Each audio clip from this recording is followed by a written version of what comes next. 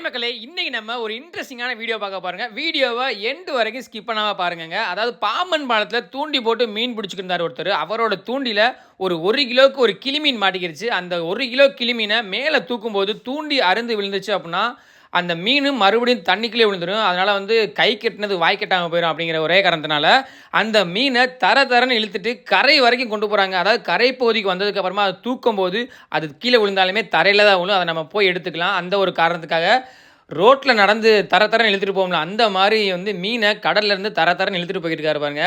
அந்த மீன் பார்த்தீங்க அப்படின்னா ஒரு மீன் 500 ரூபாய்க்கு விலை போகும். அதனால தான் அவ்வளோ கஷ்டப்பட்டு மீனை கரை பகுதிக்கு கொண்டு வந்துட்டாங்க. அதை எப்படி மேலே தூக்குனாங்க அப்படின்னு நம்ம பார்க்க போகிறோம்.